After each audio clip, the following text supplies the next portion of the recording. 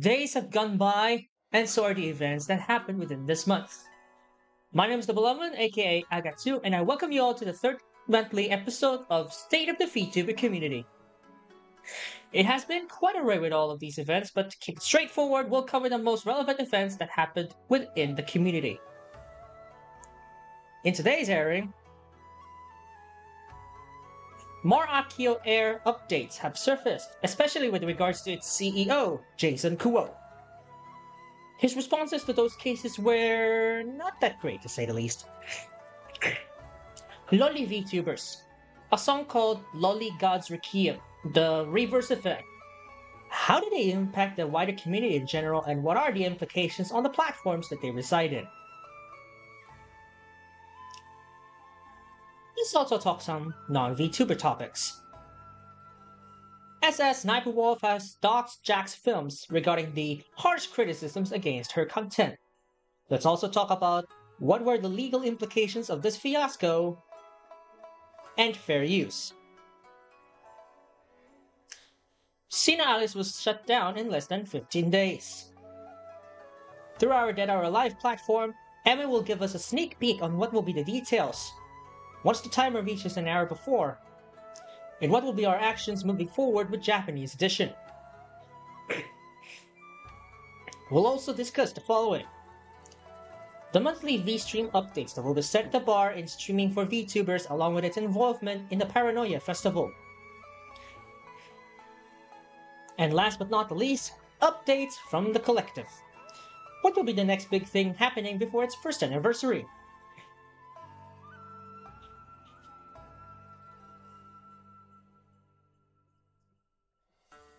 As indicated in the previous editions, this program aims for information dissemination, and that the views are only expressed by the host. Utilization of this program in aid of harassment and attacks against parties involved are wholly condemned on all grounds. Also, this edition has mature topics that should be discussed with due diligence.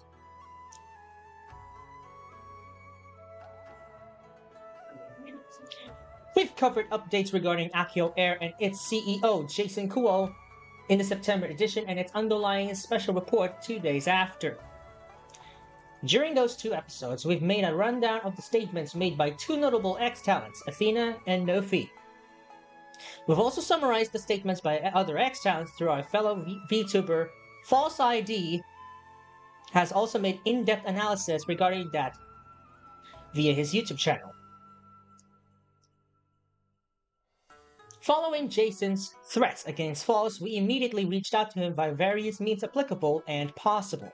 However, during one of our attempts, one platform has informed us to not allow contact with others with response to dramas and other shenanigans.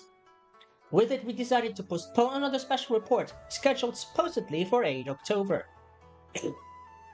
But from what we've gathered from False's video about the topic, Jason mentioned that the spreading of news and information are to be considered as slander and defamation. And from his 4 October post on X, Jason also stated in False's DM that refusing to apologize and or retracting media related to Akio Air will be subjected to the so-called court hearings. We can't cover much of what happened here, but if you want a full gist of what happened with Akio Air on FalseEyeD's perspective, I've prepared a playlist for you to check out. Stand by as we send the playlist here. Oh, excuse me.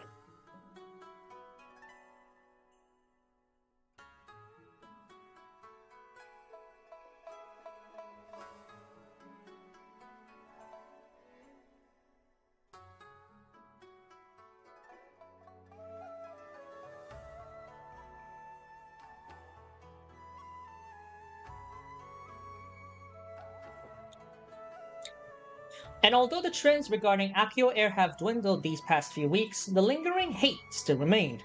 We'll see what happens in a few days, and what will be the new implications regarding the CEO. If any of the future actions involve the collective in any way, we'll let you know via a special report.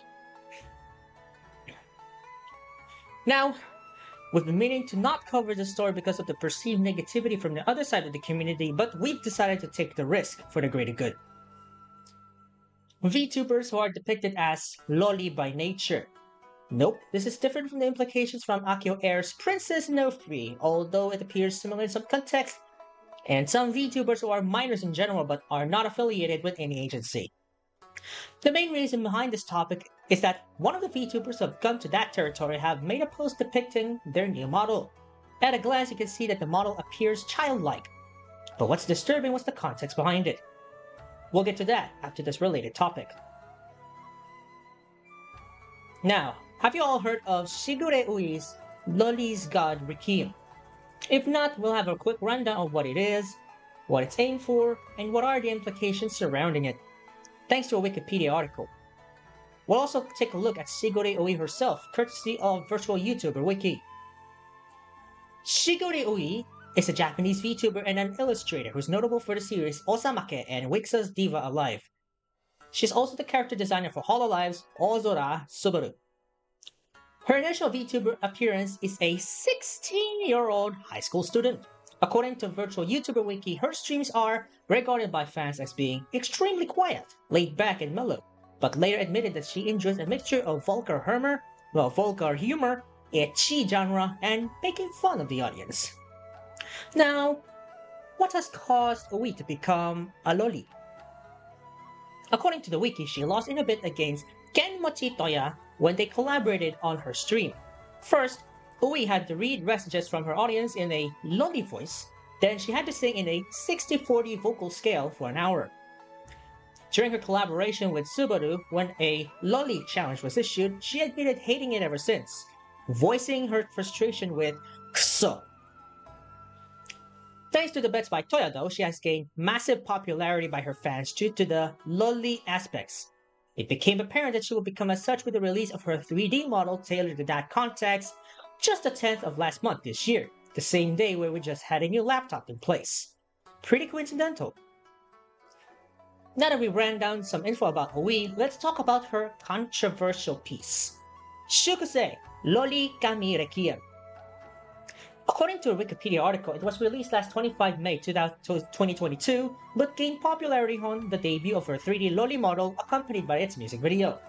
Initially, it was perceived as a cute song, but later, the general public had found out about the general context about the whole song, including its music video in general, causing loads of controversy. The trend about this song sparked from a video sharing platform, TikTok by ByteDance, where people or characters were imitating Ui's dance.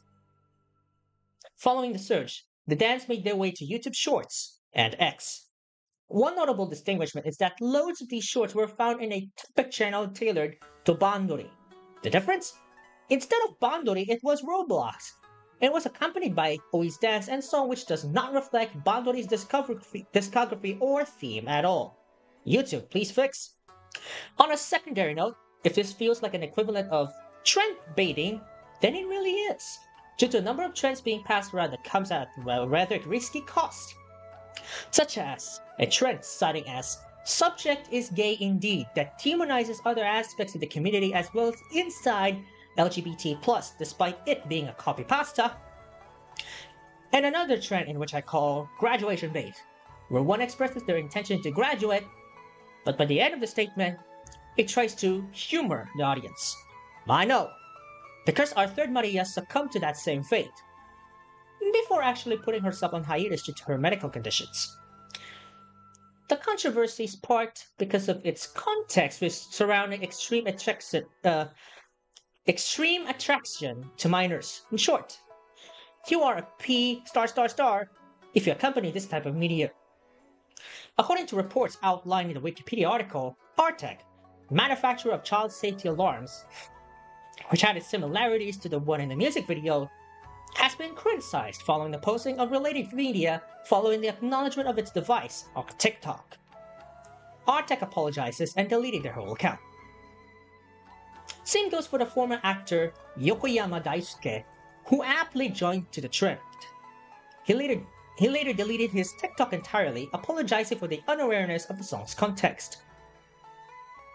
According to Niche Gamer, however, it was pointed out that the critics against the song clearly don't know that the loli genre is popular in Japan, which Ui pointed out on a positive note. a clear U-turn from her initial frustration prior to the song's fame.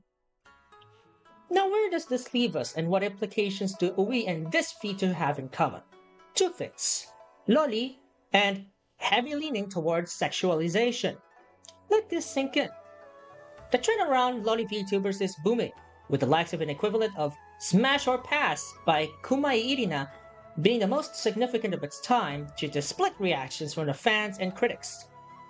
Now we've come to an era where constant booming is fueled by Sigure Ui.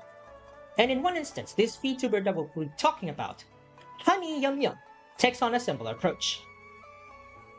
The debate started 5 October when she posted a video showcasing that she's testing a new model. Looking at the post engagements, people expressed disgust and extreme concern over what this implies, with Atsuri Pika implying that the model is akin to a little child in all caps, and at Ocean Lauren 3 putting that is literally a purposeful child character doing an inappropriate gesture. While those criticisms continued to flow during that time, the reverse effect comes into play, where any attempts to bring down something comes out as otherwise. In terms of this context, Honey pointed out that it's ironic that she gained new followers and that they tried to cancel her, but the exact opposite happened. A reply to @OxyClean4X's comment. Let's talk about the reverse effect for a moment there. According to Collins Dictionary, it's to change the thing in an opposite direction. In its context, any attempts at cancel culture, defined by Merriam-Webster as a practice of mass expression of disapproval, fueling social pressure against Honey, were flooded with mass amounts of support despite the controversy at hand. The power of the reverse effect lies with Honey's audience voicing their support for her, and denouncing the critics in every way possible. With all of the information out of the way, what does it implicate in terms of child safety? Think of it like the episodes of The Girl in the Back Alley, where a main character, a 6th grader, gets sexually molested by a group of people in an alleyway. Now, define loli in that particularity. Seeming similarities? Now think of it like the loli VTubers doing these acts. Although these were yet no clear signs of dangers to child safety, the context seems to indicate first signs of such. Now imagine both the loli VTubers and the scenes from The Girl in the Back Alley are reciprocated in real life, and are right for you. Would you feel the same way you do in front of a computer screen? One way to denote as implications to the dangers are the first signs. It may be many ways, and how trivial it is, but once you denote what's under the hood, it's out in the open. Either it may be fictional or not, these first signs leading to dangers of child safety can be interpreted as such, and it will reciprocate across a broader range. And in fact, platforms like X and YouTube already implemented measures to prevent these first signs from occurring. Since most shenanigans were posted on the former, let's take a look at it from that standpoint. Under X's rules and policies, there's a separate page called Child Sexual Exploitation Policy, denoted under Safety and Cybercrime in the Help Center. There's a lot to denote here, but the most significant is the following under the violations of this policy. Any content that depicts or promotes child sexual exploitation, including but not limited to illustrated, computer-generated, or other forms of realistic depictions of a human child in a sexually explicit context or engaging in sexually explicit acts. In a nutshell, anything that conforms from the first signs, such as what Honey was trying to deal with, can be classified as a sexually explicit context. Now, what are your thoughts on the situation and in the previous topic? Post your comments here and I'll read it after we've run down all the topics, if we can get one or two. With two most relevant VTuber related topics done, let's take some topics outside the community.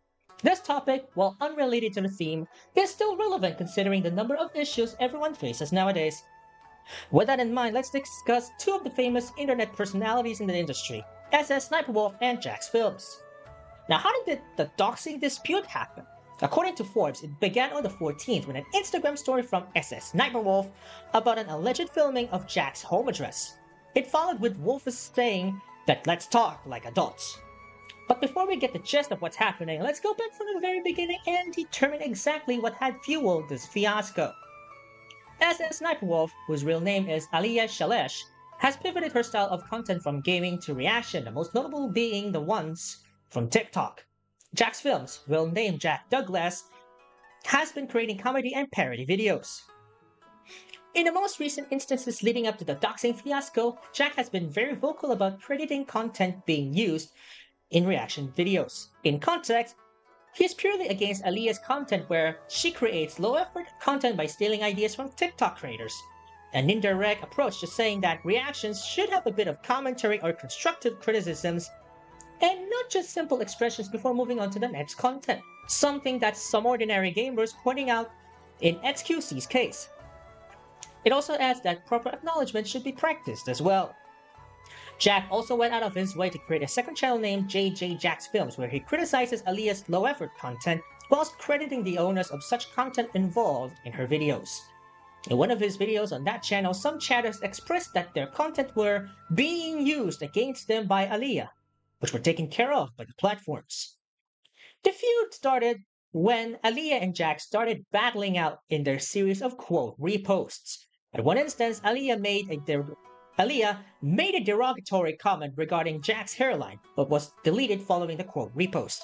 But anyhow, these series of feuds have escalated and now the real-life battle is at hand.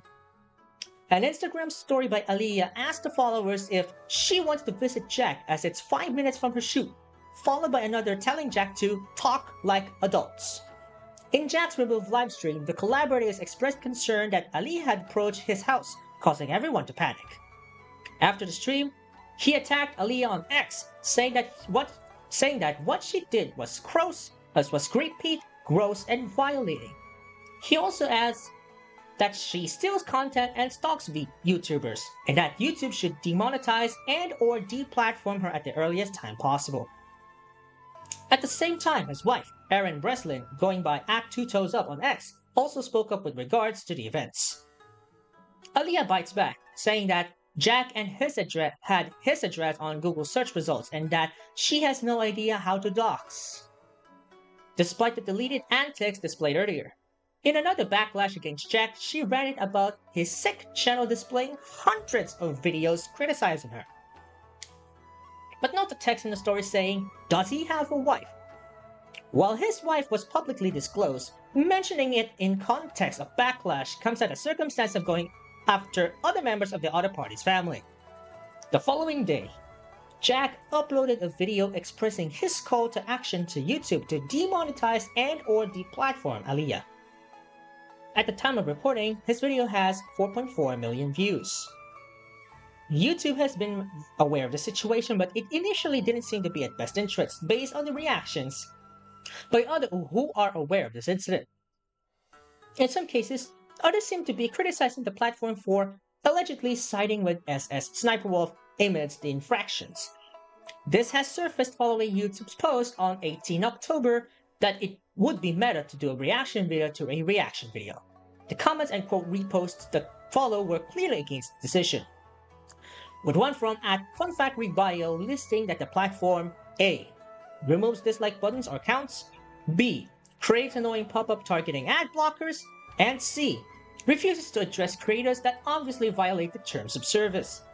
To be honest, the second bullet seemed to be significant given the current circumstances, but we'll leave that for another time.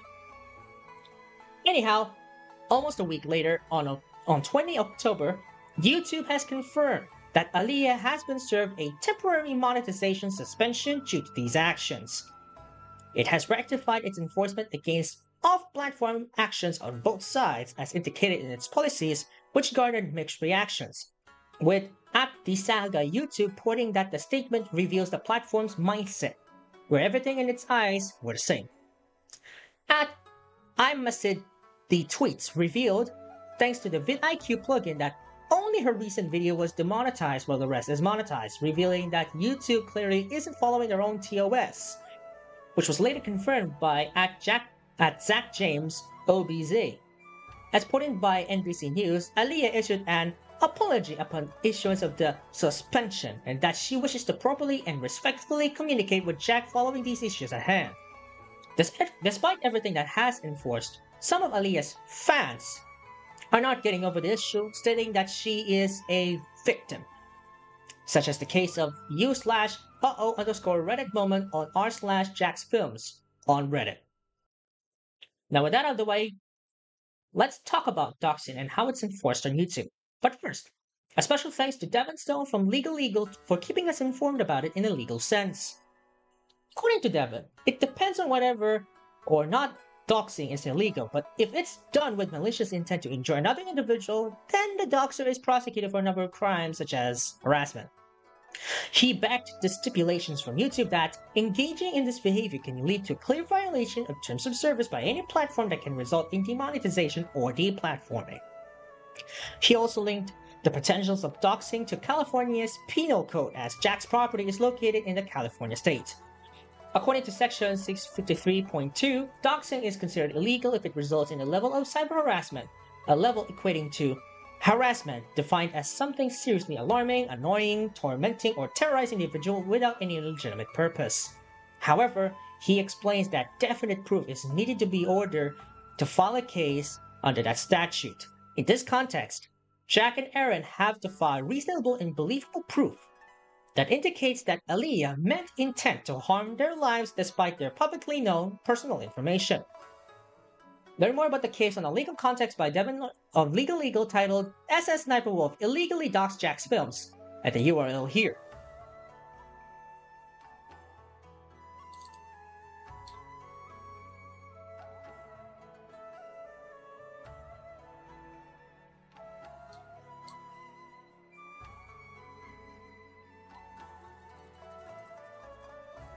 In relation to the case, SS Sniper Wolf's low-effort videos and not crediting creators constitute in the case of fair use.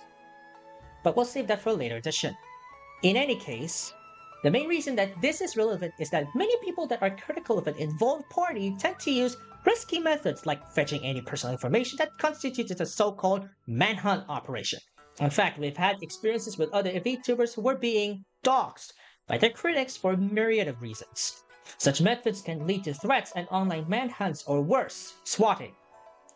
So, what's your stand on SS Sniper Wolf versus Jack's Films? And what can you do on these situations? Leave your standpoints in the chat and we'll read them by the conclusion of this program. 15 days and... okay. As of the start of this program, we're under 14 days, 16 hours and 30 minutes, or under 15 days, before the library finally closes for Global Edition. And with it, my good friend and the social and web manager of #Mammoth Squad, Emmanuel Ortega, takes the floor for what will be the next steps with San Alice. Emmy?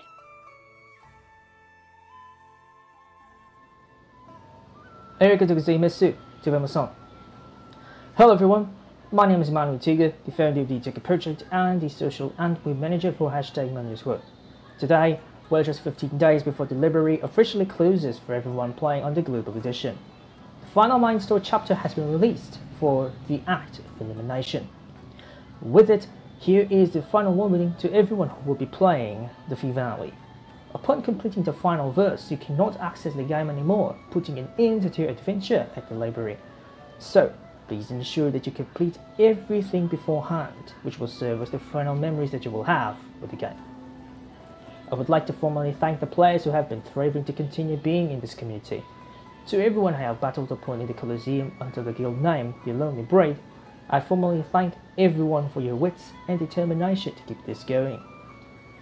As it currently stood, the Lonely Braid has a total of 201 wins and 145 losses. In addition, I would like to thank Yokotero, Pokélabo, and Square Enix for their unwavering presence and their desire to keep the spirit alive, to the producers in every sector, especially to KHD Okabe of Monaco for living up the essences that make up San Alice. And I would like to thank the voice actors and actresses who gave life to the characters with varying personalities, most notably Reina and Rita. Their unwavering love for their characters will continue to bloom for years to come. For the years of support that you have given to enrich the experience of the library up to its final breath, on behalf of the community, I thank every one of you for your support. Today, I will begin the process of completing the Mind Story up to the final chapter so that we can close the legacy together. Justice continues to live on. This has been San Alice Global Edition from the 1st of July 2020 to the 15th of November 2023. The floor has been returned to the Vemo-san. You can check out our website at mamanasquad.github.io for details and to take a look at the farewell stream. Amy will be hosting the program, so please look forward to it.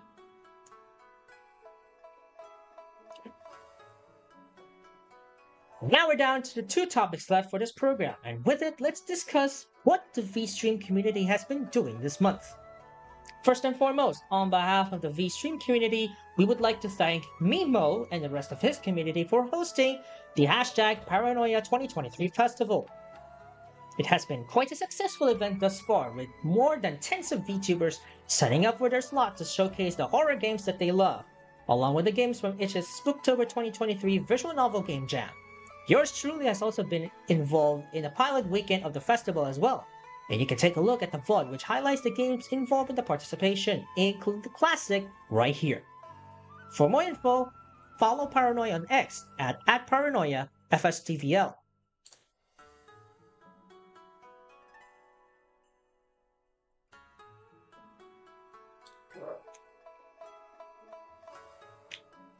For fellow Indonesian VTubers, now you can apply for a partnership with VStream due to it being in your payout location as of 5 October.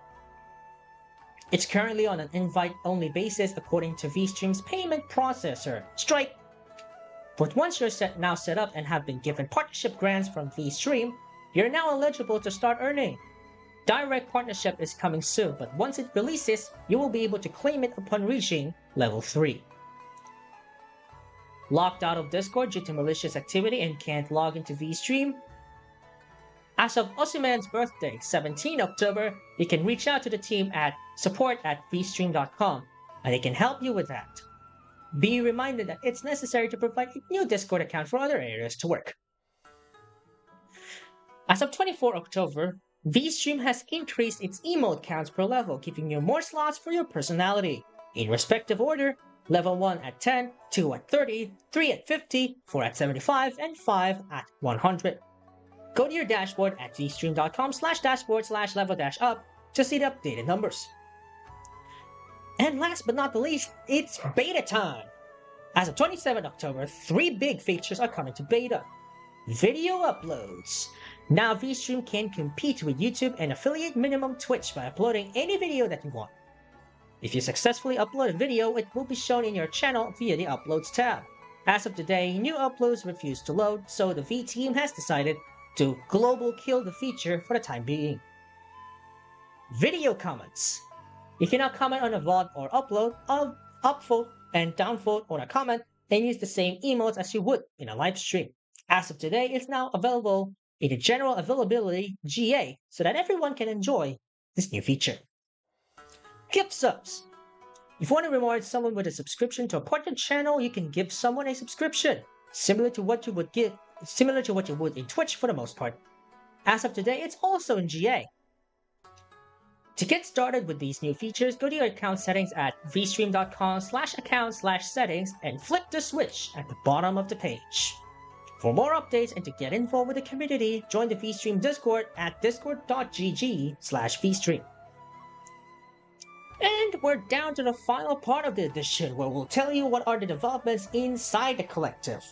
VTresMarias, V San no Maria. First up, as you just saw from the VODs on this channel, the story of the first Maria is about to be told to the world. That's right, Mother, the after story, is in progress and will be revealed by the first anniversary of the collective, the first debut of yours truly, the first Maria, 27 December at 3:16 p.m. CET. The story includes storylines reminiscent of the second and third Marias to their original lore, intertwined to give the after story a new approach. We've had 2 VTuber pages as of the last report. It aims to establish the collective in its entirety. The collective itself, via bit.ly/VTuber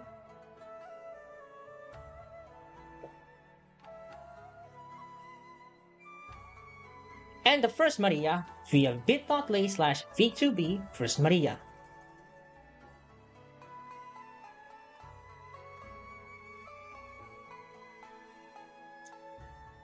The second and third Marias will be up on the platform soon. And lastly, the fan art remaster update. The sketching is now done and is in the process of line art and coloring. With this, it's projected that it'll be done days before the first anniversary. The website is still in progress as we're finding new ways to engage with the visitors. Visit bit.ly/VTM Collective to see the preview.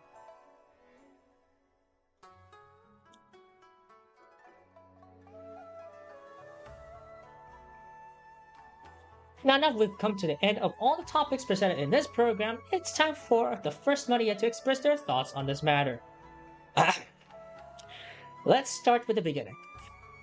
My personal distrust with Akio Air has gone from bad to worse, and with the CEO Jason Kuo going after VTubers for just delivering the news citing the so-called slander and defamation, the general public will be straying away even further whilst criticizing him in all angles possible.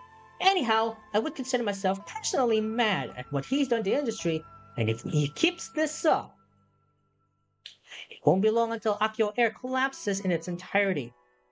Anyhow, like I said before, if we receive a report about this that it involves the collective in some way, we'll follow up with a special report. Next, all things loli. As indicated, I've admitted to following Honey long before she rebranded as a loli VTuber, and due to reports regarding the recent post, I was forced to consider my options.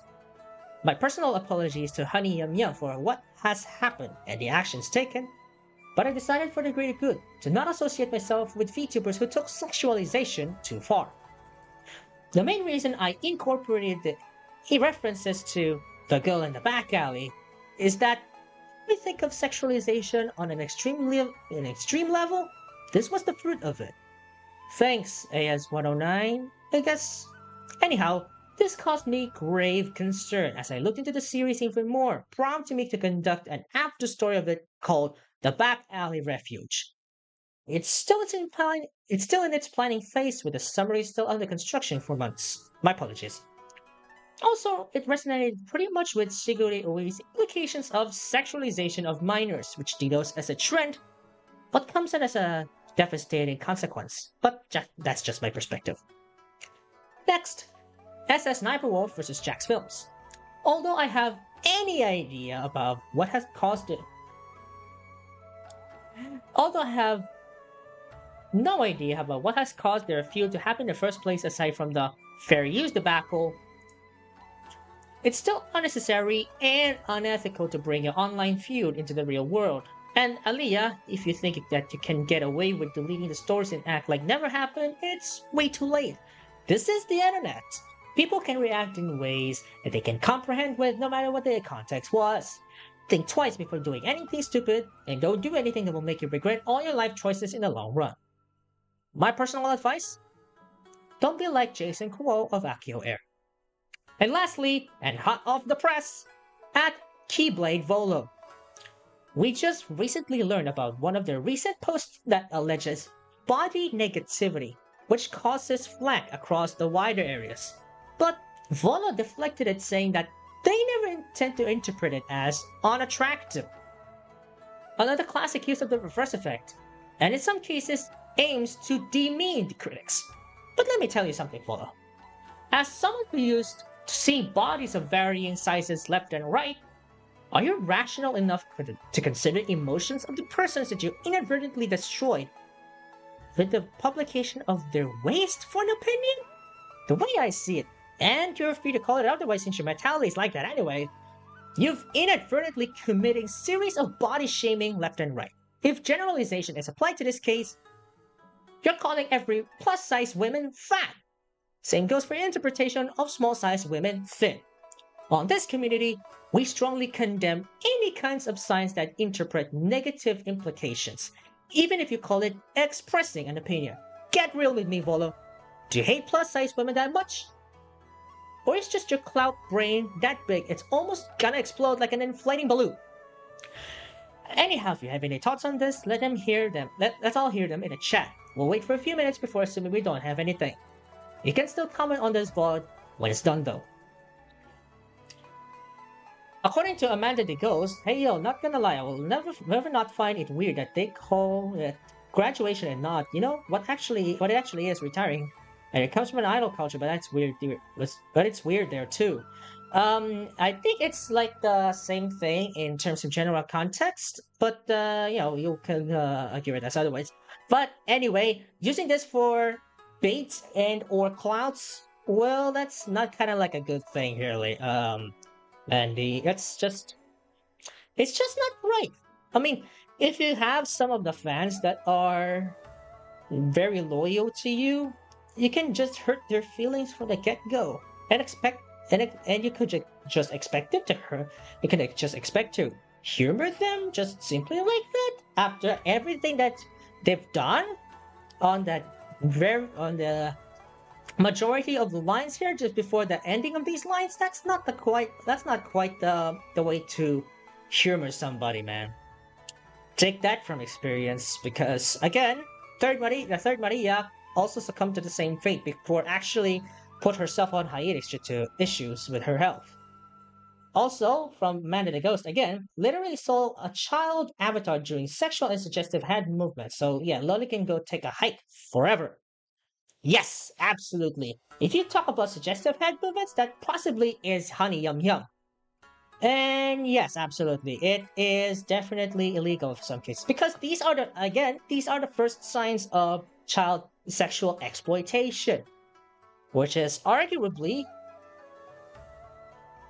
not allowed on the platform, like everywhere.